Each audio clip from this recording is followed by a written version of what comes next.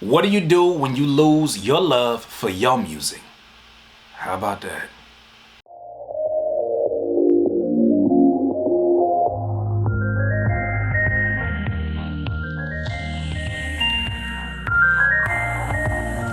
One of the most difficult things to deal with as an artist, rapper, producer, singer is to find yourself extremely hot. I mean, flame. You are so excited about this journey of music. You're so excited about the music and even the business of your music. And then maybe it's the industry, maybe it's life, maybe it's a girlfriend, boyfriend, maybe it's even just your own self-worth, self-confidence just gets depleted by something. Something happens.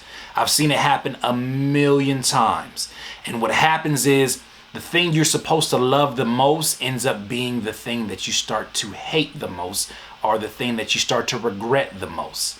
To the point where you're like, catch me outside. How about that, music? You ruined my life. You don't really do that. Nobody really does that. Well, I know one person.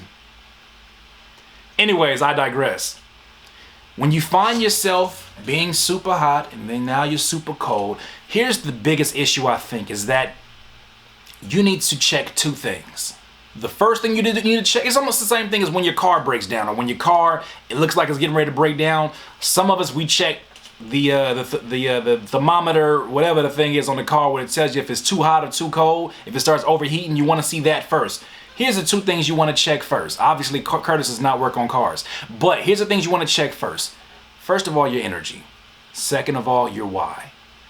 When your energy is low, this is when you have ideas. You've heard me say this before. This is when you have ideas about whether or not your music is even worth pursuing anymore. This is when you have ideas of whether or not you even love music anymore. This is when you start to say things like, you know what, I don't have that spark anymore for music. No, you don't not have that spark for music. You're losing that spark for life. Because when you're excited about things, think about when you're your most excited. Think about your friend that you know, when you get around him or her, they get you so amped up, you'll do anything, to the point where you'll do things you ain't never did before. You get so amped up, maybe y'all drank a bunch of Mountain Dew, you're like, oh my God, you know what I feel like doing? You're like, friend, what you feel like doing?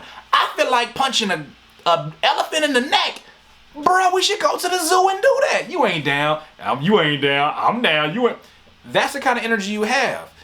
In that realm of energy, there does not exist a conversation of, well, I hope I have enough energy to finish this verse.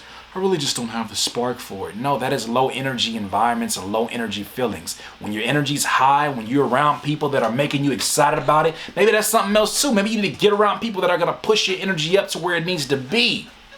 Whatever it is, you got to find a way to get your energy up. Maybe it's your food and the stuff that you're eating. I know you didn't want to hear that, but maybe it's that. The second thing, what is your why? I don't care if you've heard me say this a million times in these videos. I don't give a hot damn. Meet me outside. How about that? Catch me outside. Cash me. Whatever. One of those. I don't care if you hate me having to say this again. If your why is not strong enough, you will not complete your goal.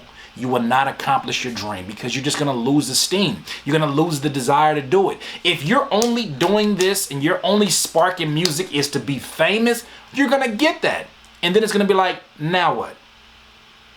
If your only desire is to get the affection of people around you because maybe your pops or your moms didn't give you that affection, guess what?